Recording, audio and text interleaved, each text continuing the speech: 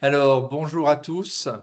Nous nous retrouvons dans le cadre de la plateforme de résilience sur les maladies rares. Je suis le docteur Sacomano, je suis médecin vasculaire et je suis président de l'Union régionale des médecins libéraux de Provence-Alpes-Côte d'Azur. Donc maintenant, vous en avez l'habitude, ces séminaires sont là pour présenter, alors habituellement, certaines maladies et présenter comment on gère ces maladies avec l'hôpital et comment on peut favoriser ce lien ville-hôpital. Aujourd'hui, on va être dans un cadre un petit peu différent, puisqu'on reçoit Maggie Suras, qui est membre bénévole du Conseil national de l'Alliance Maladies Rares et qui est également la présidente bénévole de l'association sur l'hypertension artérielle pulmonaire France. Donc aujourd'hui, elle va nous parler de cette alliance Maladies Rares, son combat, ses missions, comment ça fonctionne. Toujours pareil, on va garder une vingtaine de minutes si besoin pour la présentation et puis après on garde un temps d'échange. Et si ça dure moins longtemps, il n'y a aucun souci. Donc Maggie, à toi la parole pour nous parler de cette alliance Maladies Rares. C'est quoi? Alors, bonjour à tous et merci pour cette invitation et de me permettre de présenter l'Alliance Maladies Rares. Donc, l'Alliance Maladies Rares, d'abord, on va refaire un petit point sur les maladies rares. C'est des chiffres que vous connaissez déjà, mais c'est bien aussi de rappeler que 3 millions de Français sont atteints de maladies rares. C'est environ une personne sur 20 qui en est touchée. 80% des maladies sont ultra rares. Et puis, comme vous le savez, 80% sont d'origine génétique. Et 75% de ces maladies surviennent à l'enfance. Et ce sont des maladies qui sont très souvent handicapantes. Et puis, 95% de ces pathologies, malheureusement, n'ont pas de traitement curatif. Donc, c'est pour ça que l'Alliance Maladies Rares existe. C'est pour pour porter la voix de ces malades. C'est environ 240 associations qui s'unissent dans ce combat. Elles sont elles-mêmes spécialisées chacune dans leur pathologie. Et c'est la force qu'on a, c'est d'être tous ensemble et de pouvoir faire activer les plans maladies rares, pouvoir défendre les lois sur la santé. Et c'est aussi la possibilité de siéger dans de nombreuses instances de santé pour ces patients. L'Alliance soutient et renforce ces associations au quotidien. Et c'est quelque chose pour nous, associations, l'Alliance Maladies Rares, c'est vraiment un soutien énorme pour nos combats. Pardon. Donc,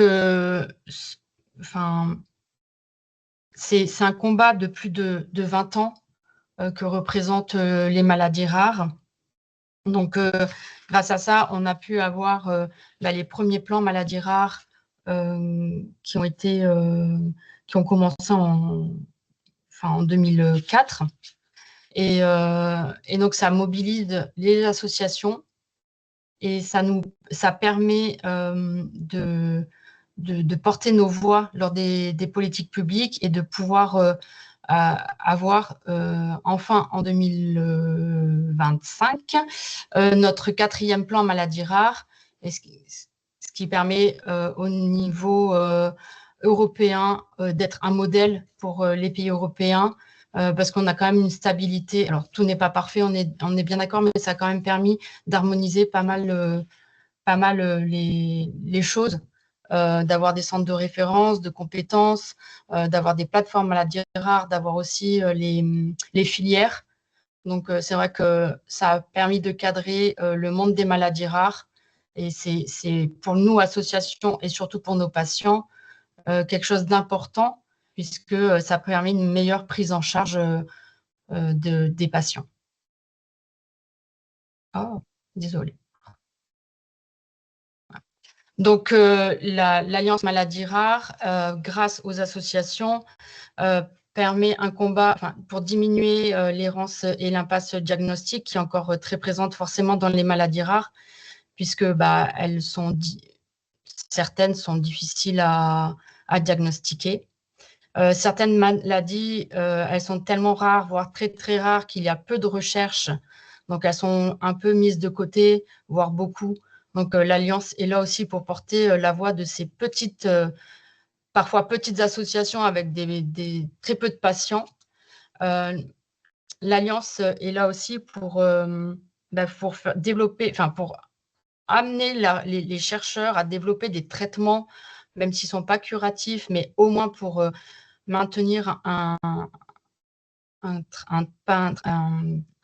pour maintenir une existence du patient et une meilleure vie du patient pour le maintenir, pour le stabiliser. Certaines maladies, comme elles sont très, très rares, elles manquent d'expertise parce qu'on n'a pas les origines et il faut qu'on essaie de trouver justement des indications, des indicateurs sur ces maladies pour pouvoir mieux les prendre en charge. Et puis, on est là aussi surtout pour rompre l'isolement parce que beaucoup de ces patients se pensent seuls, sont isolés et c'est assez compliqué au quotidien de vivre une maladie rare quand on est seul. Donc, on est là aussi pour soutenir toutes ces personnes. Donc, la plateforme Maladies Rares, elle se trouve à Paris.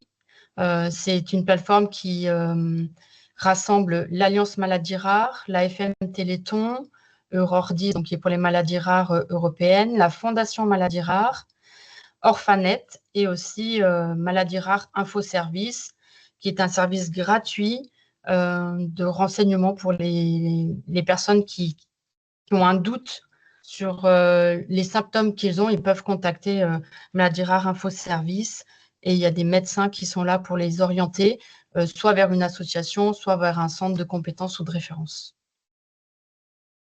Si je vais trop vite, vous me le dites, je me rends pas compte. Donc, pour les associations, notre action est primordiale pour les malades. Et l'Alliance Maladies Rares est là justement pour les accompagner et pour aider à la création des associations. Certaines pathologies n'ont pas encore d'association. Donc, il y a les patients pour essayer de, comme je le disais tout à l'heure, rompre l'isolement, essayer d'avoir un peu plus de force et de poids, créer des associations. Et ce n'est pas toujours facile de créer une association. On ne sait pas par où commencer, comment s'y prendre. Donc, l'Alliance est là pour guider ces petites associations ou les personnes à se créer. On les accompagne, on les soutient dans leur quotidien, comme je l'ai dit précédemment. Et puis, ça permet aussi d'apporter un réseau et de mutualiser les pratiques. Le fait qu'on soit tous ensemble, on a forcément des problématiques communes qu'on peut on peut rassembler les associations sur une problématique commune pour porter la voix de nos patients, même si les pathologies sont différentes. Mais au moins, à plusieurs, ça permet d'être un peu mieux écouté mais mieux entendu. La force de l'Alliance aussi, c'est de pouvoir former les associations, notamment les personnes qui sont engagées dans les conseils d'administration ou les bénévoles actifs qui ne sont pas forcément des patients malades, mais qui veulent s'investir pour une cause. Donc, on offre des formations gratuites à nos associations membres de l'Alliance. Donc, il y a différents parcours. Donc, un parcours, comme vous le voyez sur la slide, sur l'écoute, écouter pour agir. Puis, un autre parcours pour développer ces actions associatives. Et puis, pour renforcer l'expertise sur les maladies rares. Donc, ce dernier parcours sera mis en place c'est un nouveau parcours qui sera mis en place en 2026. Et en fait, on se rend compte en tant que, puis moi, bien évidemment, là, je parle en tant que membre d'une association, mais écouter un patient, c'est quand même, c'est pas rien. Il faut arriver à se détacher aussi du vécu du patient qui peut nous porter quand même, psychologiquement, il y a des histoires tellement compliquées qu'il faut savoir écouter, mais savoir aussi limiter le temps d'écoute, parce que de toute façon, à un moment donné, on n'est plus écoutant et ça devient compliqué. Et ces formations nous permettent justement de savoir à quel moment on dépasse le rôle d'écoutant. Donc, je pense, enfin, avant de faire cette formation, je ne savais pas que écouter, c'était, enfin, qu'il y avait des codes dans l'écoute et ça permet, voilà, de nous cadrer pour l'écoute, pour aussi apporter des solutions pour le patient ou l'aidant, parce qu'on ne s'arrête pas qu'au patient. Donc, vraiment, ces formations, elles sont vraiment très riches et très importantes pour les associations et pour pouvoir… Enfin, on demande tellement maintenant aux associations que c'est quelque part se professionnaliser dans le bénévolat quelque part. Donc, c'est très important pour nous de pouvoir se former. Et en plus, enfin, ce qui est bien pour les associations, c'est quand même gratuit. Il y a des petites associations qui ne pourraient pas se permettre de se former s'il n'y avait pas cette, cette offre-là à l'Alliance Maladies Rares. Donc, voilà, on essaie vraiment d'être là pour les associations et leur faciliter leur quotidien, comme je l'ai déjà dit auparavant. Donc, comment nous faisons connaître et reconnaître les maladies rares? Donc, nous avons des actions en région. Donc, ça, c'est les rencontres régionales que nous avons eues cette année. Donc, il y en a 12, une par région. Alors, je peux déjà vous annoncer que pour 2026, pour la région PACA, celle-ci se déroulera le 9 octobre à Cannes. Donc, ce n'est pas très loin de chez nous. Donc, voilà, au moins, c'est annoncé. Si vous voulez déjà le noter dans votre agenda, donc le 9 octobre 2026 à Cannes, il y aura la rencontre régionale organisée par l'Alliance Maladies Rares. C'est une rencontre qui est réservée aux associations, aux patients, aux malades, aux aidants.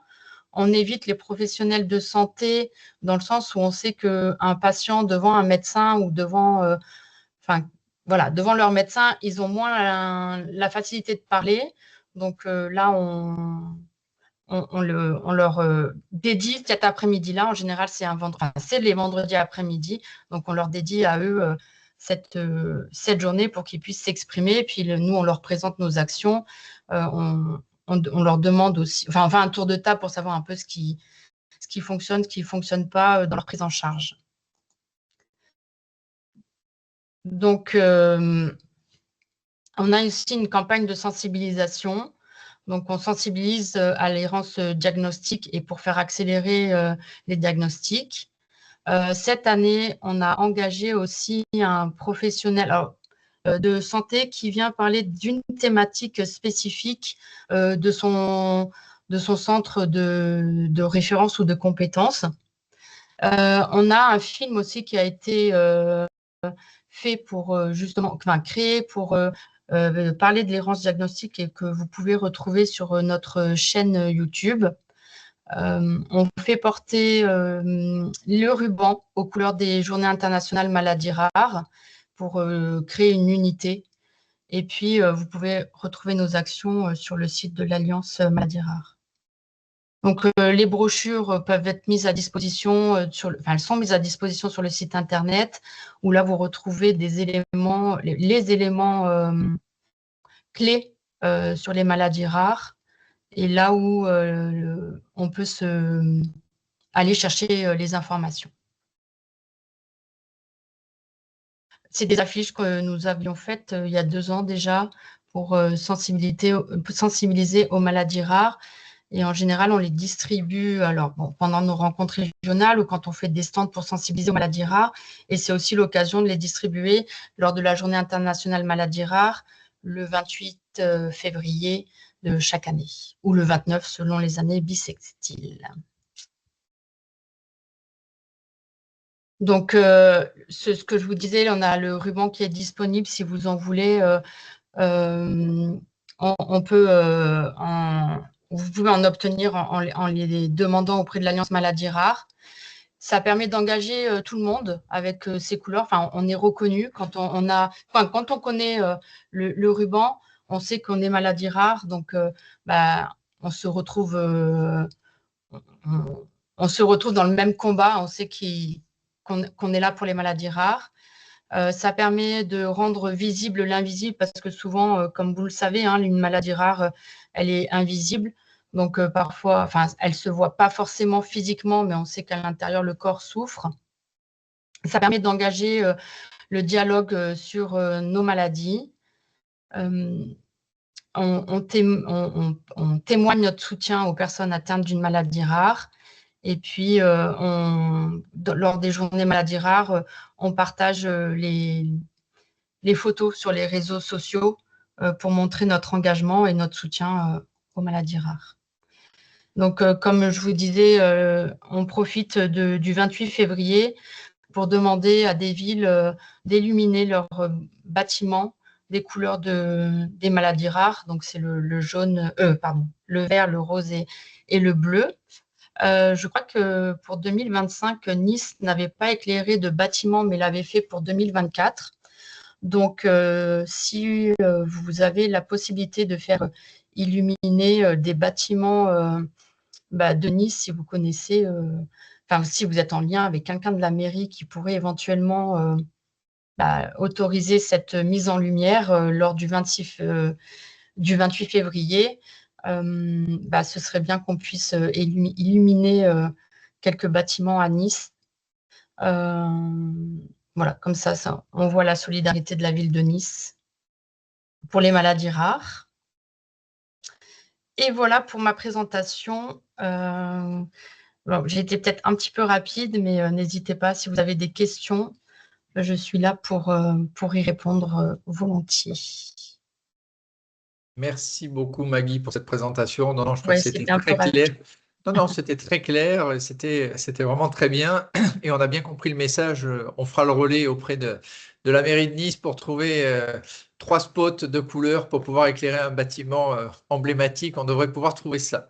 Il y a 2 ans en arrière, il y avait la tête carrée qui était, je ne sais pas comment ça s'appelle, mais il y avait ça qui était illuminé. Et puis il y a sinon le parc Phoenix aussi qui illumine. Donc voilà. Donc si cette année si pour 2026 on peut en avoir, on prend. Voilà. Eh bien, on va trouver ça. Alors, toujours pareil, on se laisse un petit temps d'échange s'il y a des questions, bien que la présentation ait été très très claire. Donc, si vous voulez poser des questions, soit vous les posez directement sur le chat et c'est Samia qui se fait le porte-voix. Sinon, vous activez vos micros et vous posez directement euh, la question. Alors, moi, toujours pareil, peut-être pour commencer, le temps que certains puissent poser leurs questions s'ils leur passent par la tête. Donc, j'ai bien compris le système, démarrer au départ par quelques grosses associations. La sensibilisation des professionnels et la sensibilisation des patients qui pourraient être intéressés par rejoindre le mouvement. Il y a les affiches. Donc, les affiches, on peut passer commande, on peut proposer aux professionnels de dire, tiens, si vous êtes intéressé, vous pouvez solliciter ces commandes et mettre un ruban et proposer que vos patients s'investissent. Comment ça se passe en pratique? Alors oui, vous pouvez faire ça. Et sinon, l'Alliance Maladies Rares l'année dernière avait, lors la semaine avant le 28 février, avait sollicité les plateformes Maladies Rares pour aller sensibiliser à la faculté de médecine, dans les facultés de médecine et de pharmacie. Alors, je ne sais pas si à Nice, il y a eu aussi la faculté de pharmacie. Non, elle vient de commencer à Nice, en pharmacie. Mais elle arrive. Oui, voilà. Là, oui, on a fait la faculté de médecine. Voilà, et puis du coup, nous, ça nous permet sur ces journées-là de déjà sensibiliser les futurs professionnels de santé. Et parce que ce qu'on avait fait pour les rencontres régionales, comme je le disais, c'est vrai qu'on ne voulait pas de professionnels de santé, mais on avait mis en amont, on avait tenté de sensibiliser les médecins, à les faire venir nous rencontrer le jeudi. Donc, le vendredi, c'était pour les patients et le jeudi soir pour les professionnels de santé, justement pour les sensibiliser aux maladies rares. Donc, on sait très bien qu'un médecin de première ligne ne connaît pas toutes les maladies rares, mais on voulait les sensibiliser. Et ça n'a pas fonctionné parce que je pense que un jeudi, faire déplacer des médecins après une journée, c'est compliqué pour eux de venir sur place. Mais voilà, c'est vrai que nous, notre but, c'est de sensibiliser les médecins de première ligne, hein, les médecins traitants, les pharmaciens, parce que c'est eux qui sont en contact direct avec les pharmaciens. Mais si vous, praticiens, oui, vous voulez sensibiliser vos patients sur le site de l'Alliance, vous avez déjà normalement en format PDF comment on appelle ça, les affiches et les fascicules voilà, que vous pouvez imprimer et bien évidemment distribuer. Pour les nœuds, bah, vous ne pouvez pas les imprimer, mais vous pouvez peut-être, on peut en faire la demande. Mais moi, à l'occasion, je peux aussi en laisser à la plateforme si vous voulez en récupérer. Voilà. Ok. Je ne sais pas si j'ai bien répondu à votre Oui, oui, question. c'est tout bon, c'est tout bon. Voilà. En fait, ce qui est difficile à l'Alliance maladie, enfin pour nous à l'Alliance, c'est vraiment de sensibiliser les médecins de première ligne. C'est quelque chose qu'on a du mal à. Alors, on essaie hein, sur la journée du 28 février, mais c'est vrai que c'est au quotidien, même pour nous, associations, hein, toucher les médecins de première ligne, c'est difficile. On Donc, va si tâcher vous d'y avez remédier. voilà, si vous avez un moyen de le faire, de nous aider, on est preneur parce que bah, on comprend hein, qu'ils sont tellement, enfin, ils voient tellement de patients qui n'ont pas les moyens non plus de s'y intéresser. Mais donc, on se dit en passant par les étudiants, déjà, ils entendent parler maladies rares. C'est bien qu'on passe par les étudiants, mais puis on a la difficulté, certains patients n'ont pas aussi de médecin traitant. Donc ça aussi, bon, c'est un autre sujet, c'est une autre problématique, mais justement, s'ils ne sont pas pris en charge par un médecin traitant, ou pas très, enfin, le circuit médical de prise en charge est difficile. Tout à fait. Sabia, est-ce qu'il y a des questions ou est-ce que tu as des questions? Il n'y a pas de question dans le chat. J'avais juste une question au niveau de la formation, comment s'inscrire et donc c'est à destination que des associations de patients C'est à déjà, destination des associations de patients qui font partie de l'Alliance Maladies qui font Rares. Ce partie de n'est pas l'Alliance. Ok. ouvert à toutes les associations. Euh, voilà. Donc, pour s'inscrire, si les associations font partie de l'Alliance Maladies Rares, normalement, ils reçoivent un mail qui leur présente les formations. Et s'ils n'ont pas ce mail-là, mais qui font partie de l'Alliance, en allant sur le site de l'Alliance Maladies Rares, il y a un onglet formation. Ils cliquent sur l'onglet, ils voient toutes les formations que fait l'Alliance et il faut s'inscrire. C'est gratuit, mais il faut s'inscrire parce qu'après, il y a la prise en charge. L'Alliance prend en charge le transport et une ou deux nuits d'hôtel selon le nombre de jours qu'il y a de formation. Donc, si c'est une journée de formation, ils prennent en charge l'aller-retour en train et une nuit d'hôtel de payer. Enfin, c'est eux qui prennent en charge une nuit d'hôtel. Et comment vous sélectionnez les associations? Déjà, comment vous sélectionnez? Est-ce qu'il y a des critères? Est-ce qu'une association qui a très peu d'adhérents est aussi acceptée? Parce qu'il y a des Oui, associations oui. qui a une personne, deux personnes. Bah, si c'est une ou deux personnes, elles veulent se former, elles y ont droit. En fait, le, le, le seul critère, c'est d'être membre de l'Alliance Maladies Rares. C'est le seul critère. Après, on ne fait pas de sélection particulière, sauf que, par exemple, pour l'écoute, on ne peut pas faire l'écoute niveau 2 si on n'a pas l'écoute niveau 1. Mais ça, c'est un critère de sélection qui est valable pour tout le monde. On ne peut pas passer un niveau 2 si on n'a pas le niveau 1. Voilà, c'est tout. Mais après, pour le reste, à partir du moment où on est adhérent à l'Alliance Maladies Rares, on a accès à ces formations. Enfin, tout le monde y a accès, qu'on soit petite association de 3 membres ou une grosse association.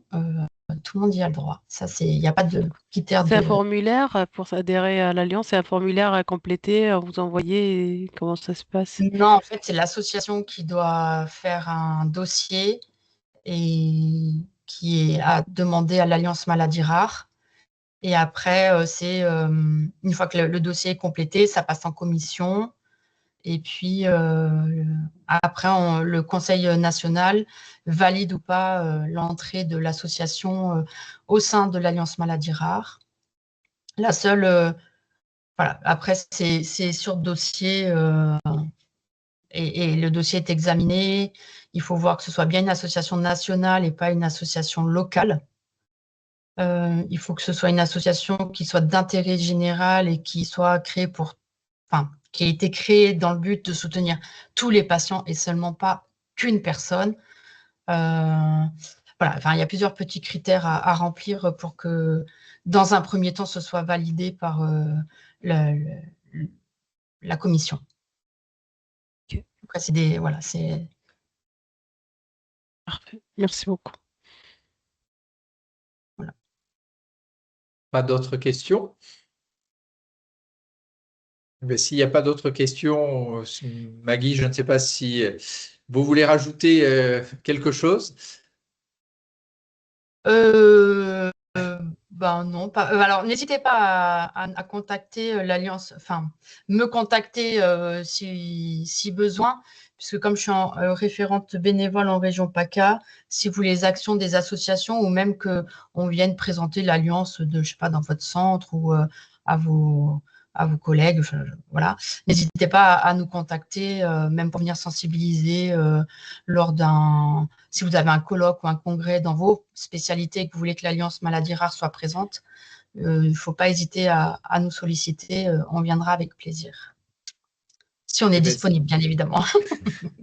Eh bien, c'est bien noté. Effectivement, on revoit le site internet. On retrouvera bien sûr toutes ces informations sur la page YouTube. Et merci pour cette présentation parce que Merci à vous effectivement, pour votre invitation. ça ne peut avoir de sens que si les professionnels de santé rencontrent les patients et que les deux sont bien à l'écoute pour pouvoir avancer.